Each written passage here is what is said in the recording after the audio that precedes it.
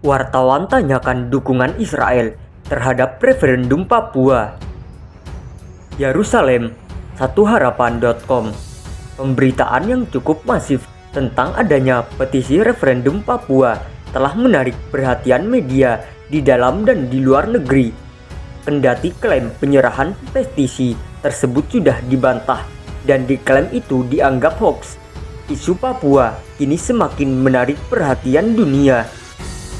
Penyerahan petisi kepada Komite Dekolonisasi PBB atau lazim disebut C24 pertama kali diberitakan oleh koran Inggris The Guardian pada 28 September lalu. Berita tersebut kemudian menjadi meluas. Berbagai media lain juga mengangkatnya. Salah satu media yang memberi perhatian terhadap isu ini adalah Arutz Sheva, sebuah media Israel yang dikenal menyuarakan kalangan religius Yahudi. Arutz Sheva menurunkan tulisan berdasarkan laporan The Guardian yang mengatakan bentahan dan penolakan PBB terhadap petisi referendum Papua yang digagas oleh United Liberation Movement for West Papua (ULMWP). Namun, pada saat yang sama, media ini juga memberi ruang bagi Benny Wenda, juru bicara ULMWP, untuk mengemukakan gagasan tentang latar belakang petisi tersebut. Tidak sampai di situ, media ini juga mencoba mencari tahu bagaimana posisi Israel terhadap isu referendum Papua yang digagas oleh ULMWP.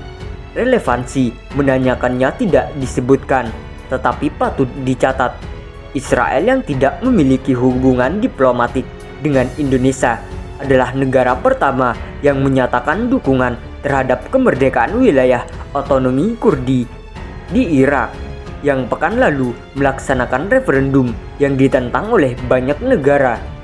Arutz Sheva menghubungi juru bicara Kementerian Luar Negeri negara itu, Emmanuel Nakshon, untuk menanyakan bagaimana posisi Israel terkait isu kemerdekaan Papua. Sayangnya, juru bicara tersebut menolak untuk memberikan komentar. Dijawab atau tidaknya pertanyaan tersebut bagi kalangan pro-referendum Papua, hal itu tak terlalu penting. Yang lebih penting, gagasan penentuan nasib sendiri Papua telah didengar dan dibicarakan di banyak negara. Bagi rakyat dan bangsa Papua, petisi tidak sah atau ditolak itu bukan masalah utama. Pesan kunci bagi bangsa Papua adalah persoalan Papua menjadi perbincangan di tingkat internasional, kata Socrates Sofyan Yoman, salah seorang tokoh gereja di Papua yang mendukung perjuangan ULMWP, dalam salah satu komentarnya yang disebarkan melalui WA. Bahkan diangkatnya isu ini oleh media dan pejabat Indonesia. Menurut dia, menjadi promosi gratis. Media dan pejabat Indonesia turun berperan aktif mempromosikan dengan gratis petisi dan perjuangan bangsa Papua. Dalam posisi Indonesia seperti ini lebih banyak memberi keuntungan bagi bangsa Papua, kata dia. Pakar ilmu politik dari Deakin University, Australia, Damien Keseburi, mengakui simpati dunia terhadap isu Papua makin meluas. Namun pada saat yang sama, ia juga mengingatkan bahwa diplomasi Indonesia masih sangat kuat dan sebaliknya, dukungan formal dari negara-negara di dunia sangat minim terhadap kelompok separatis yang pro-referendum Papua. Damien Keseburi adalah salah seorang pakar yang menaruh perhatian terhadap isu-isu referendum. Ia terlibat dari dekat dalam monitoring penentuan nasib sendiri Timur Leste. Keseburi karena keterlibatannya dalam memberi nasihat kepada gerakan Aceh Merdeka. Namun dalam soal isu Papua, ia selama ini berpandangan bahwa Papua tidak bisa disamakan dengan Timur Leste karena PBB telah mengakui Papua sebagai bagian integral dari Indonesia, berbeda dengan status Timur Leste. Menurut dia, walaupun integrasi Papua ke dalam Indonesia melalui Perpera tahun 1969 dilaksanakan di bawah todongan senjata dan hanya melibatkan 1025 orang Papua dari populasi 800 orang, Papua adalah bagian dari Indonesia, diakui sah oleh PBB, kata dia dalam sebuah artikel yang diumut di Krikey akhir pekan lalu.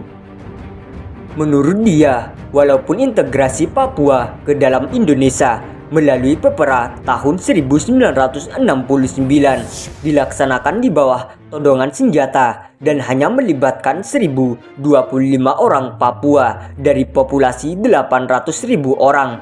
Papua adalah bagian dari Indonesia, diakui sah oleh PBB, kata dia dalam sebuah artikel yang diumut di Krikey akhir pekan lalu. Tidak seperti kasus Timur Timur yang tidak pernah diakui secara hukum sebagai bagian dari Indonesia, PBB harus membubarkan atau mengabaikan pengakuan atas Papua sebagai bagian dari Indonesia untuk bisa mendukung pemungutan suara mengenai kemerdekaan Papua, lanjut dia. Di sisi lain, Kingsbury mengatakan bahwa kedudukan Indonesia di dunia internasional sangat kuat dibanding dengan pihak-pihak yang menyuarakan kemerdekaan Papua. Tidak seperti Papua, Indonesia memiliki teman-teman yang kuat di PBB yang berusaha untuk mempertahankan hubungan ekonomi dan diplomatik yang kuat, tutur dia. Sementara lanjut dia, lagi pergerakan yang menginginkan kemerdekaan Papua hanya memiliki sedikit pendukung internasional. Belanda, negara yang dahulu dianggap berada di belakang pendukung kemerdekaan Papua, menurut dia sudah menjauh dan dalam istilah sendiri cuci tangan dari isu ini. Senada dengan itu, Australia juga telah menjamin bahwa negara itu menghormati kedaulatan teritorial Indonesia dengan pertimbangan untuk memelihara hubungan bilateral dengan Indonesia. Adapun Amerika Serikat, kata Kings, memiliki investasi besar di Papua dan juga ingin mempertahankan hubungan baik dengan Indonesia yang penting secara strategis. Oleh karena itu, Kingsbury belum dapat memberikan kesimpulan terhadap prospek penanganan masalah ini. Di satu sisi, ia mengatakan isu Papua sangat sulit, bahwa mencapai cita-cita penentuan nasib sendiri untuk Papua yang merdeka akan menghadapi berbagai rintangan yang terlalu sulit untuk dapat diatasi.